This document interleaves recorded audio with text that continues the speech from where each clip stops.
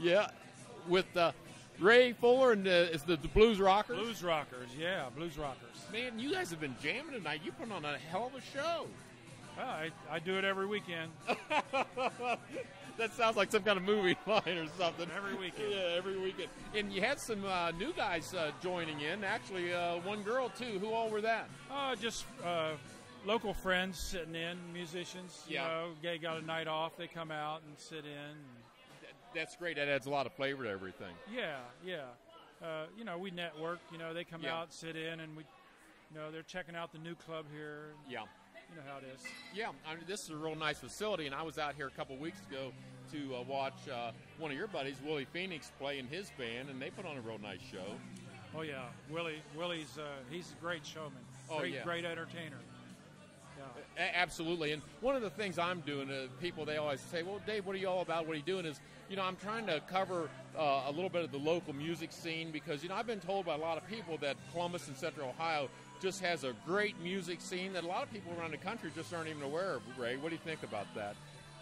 Well, Columbus, you know, it's, what, 1 million plus population in the greater Columbus area. One of the main things I think that drives the engine of music here in Columbus is Ohio State University. Yeah. I mean, you have an influx of 50,000 plus students, you know, and a new crop of students every year, and a lot of them are musicians and creative people, and they come to town and they start bands and you know, playing bands during college, and a lot of them stick around. Yeah. Once they leave college, and it just grows and grows, and there's a lot of great homegrown talent here too. Yeah, absolutely. Well, why don't you give the audience a little background on yourself? Because, you know, I'm not even familiar. I just know that you've played with a couple different groups and you've got a long career, but you tell the people about it. Well, I hate to give my age away, but You don't have to do that because then I'd have to too. We'll skip all that. Well, I'll give you an idea. I've been playing guitar since 1963. Yeah. I had a guitar in my hands playing along when I saw the Beatles on the Ed Sullivan Show. Wow. So I've been doing it a while. Yeah. And I got into the blues very early on, being a guitar player. It was always my favorite music. I would buy these records, and my favorite songs always had this something blues, you know. Yeah. And I kind of figured it out. It was a style of music that I liked. Yeah. It was called blues. That's pretty much how it happened. And it stuck with you. And you know, the blues, I think the blues are kind of making a little bit of a resurgence. Would you say that or not? Yeah, it ebbs and flows. I've seen it come and go. It never goes away completely. Okay. But it'll drop off for a while. And then I've seen somebody, a real hot new player will come along and shake things up. Yeah. I saw, you know, Johnny Winter in the early 70s. Yeah. George Thorogood, Stevie Ray Vaughan in the early 80s. And then Johnny Lang. Yeah. Now one of the hot new guys is probably Joe Bonamassa. Okay. He's great, you know.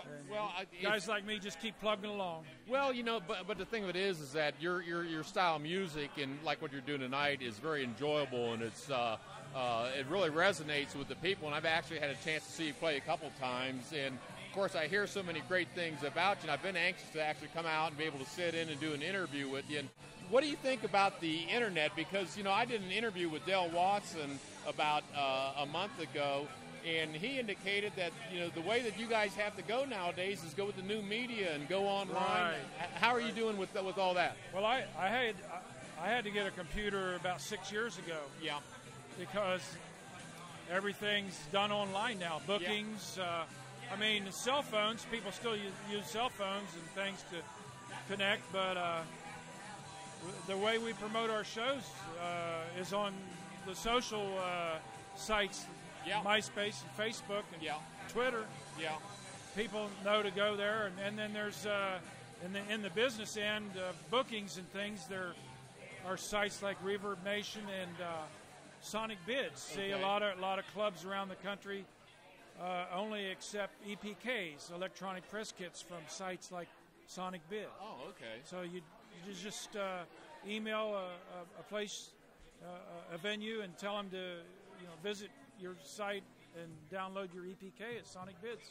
I know, this online stuff, I'm telling you what, it's more work, and it's hard to keep up with everything because the technology is jumping so far ahead. I mean, right. Just like right now with what all I'm doing and stuff, but it's a new dawn. But I think the thing of it is it's an opportunity for guys like you, guys like me, to get this music out there, to get our shows out there, and reach a wider audience. So I think it's pretty good. I love getting on YouTube and watching those old videos.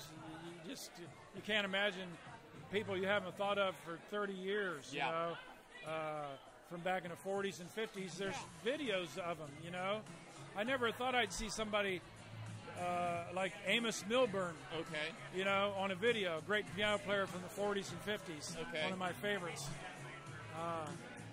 You know, or Robert Nighthawk has a video on YouTube. Wow! I mean, my favorite slide guitar player.